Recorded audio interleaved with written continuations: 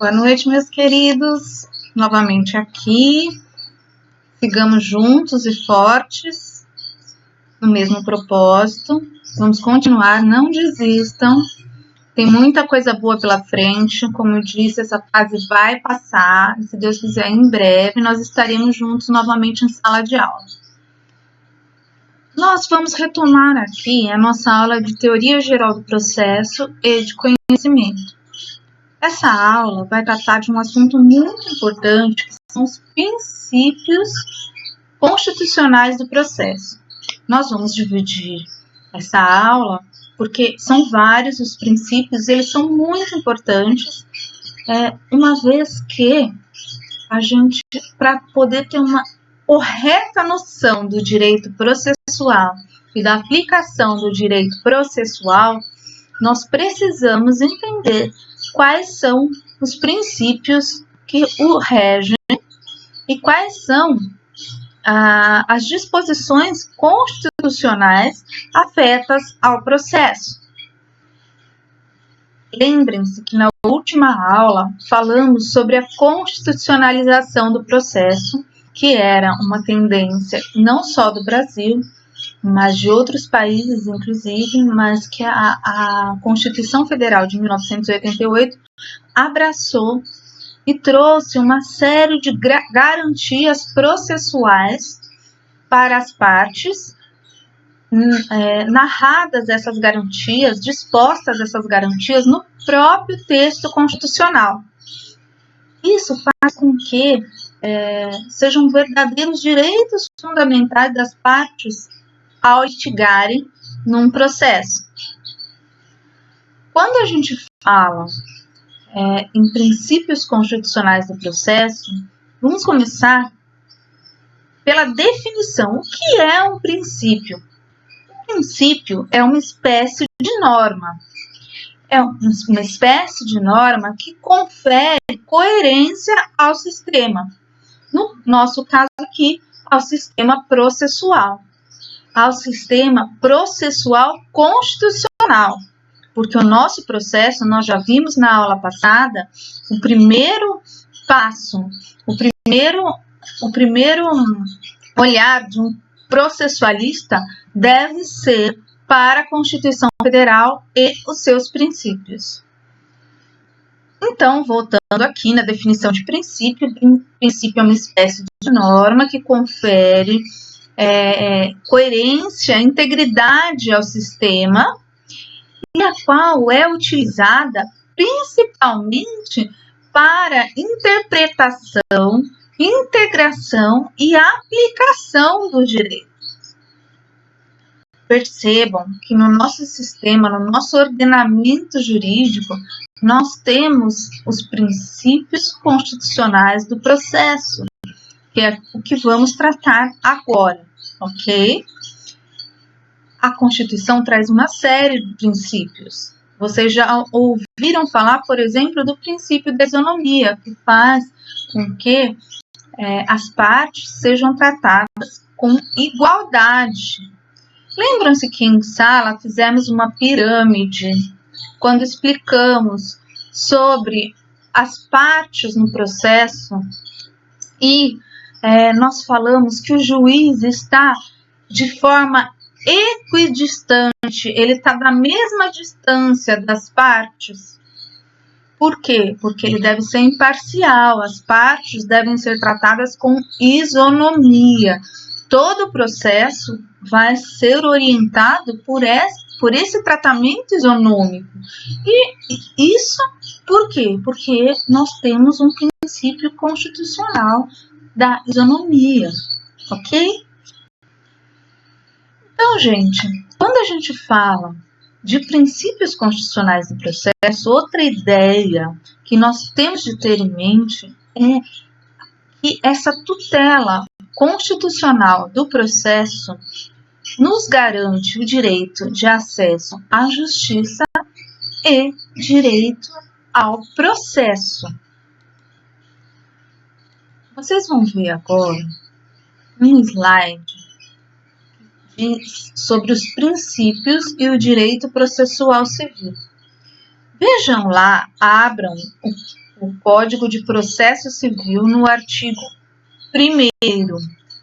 E vocês vão ver que o nosso processo civil, ele é dotado de um sistema principiológico de normas.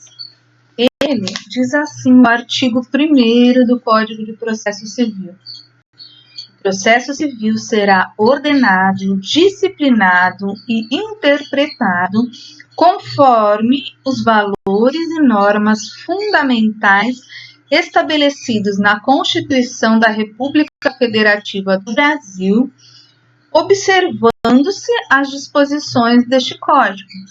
Então, vejam, o próprio legislador infraconstitucional, quando da edição, promulgação do Código de Processo Civil novo, trouxe no seu artigo 1º a indicação de que a principiologia do Código está em consonância, está em conformidade com a Constituição Federal e deve, sim, observá-la, certo? Lembre-se, falamos, o primeiro passo, o ponto de partida de qualquer processualista é a Constituição Federal e os princípios constitucionais do processo. Pois bem, gente, nós vamos falar aqui de um primeiro princípio constitucional do processo, que é o princípio da inafastabilidade da jurisdição, ou o princípio do acesso à justiça.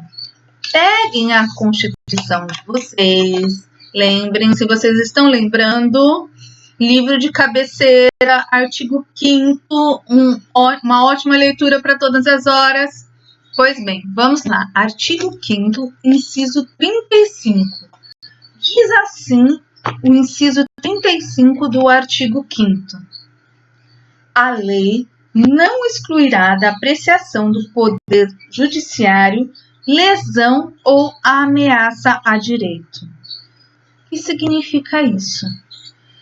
Que não pode haver nenhuma lei que limite o acesso à justiça do jurisdicionado ou das pessoas, dos nossos concidadãos brasileiros, certo? Esse princípio da inafastabilidade da jurisdição, ou de acesso à justiça, é um princípio extremamente importante. Vocês vão verificar isso na vida prática de vocês. Por exemplo, existe uma situação muito comum que certamente vocês já viram perto de vocês. Alguém precisou de um medicamento que não faz parte da lista daqueles medicamentos fornecidos pelo SUS. E a pessoa precisa desse medicamento e não tem condição de comprar. O que alguém já aconselhou essa pessoa a fazer? Você já deve ter visto.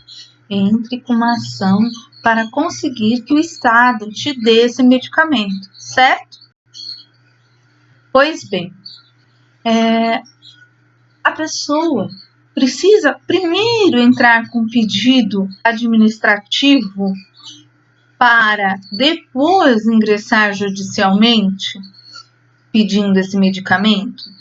Não, por esse artigo, inciso 35 da Constituição, nós não precisamos pedir administrativamente primeiro, porque nenhuma matéria vai ser afastada da apreciação do judiciário.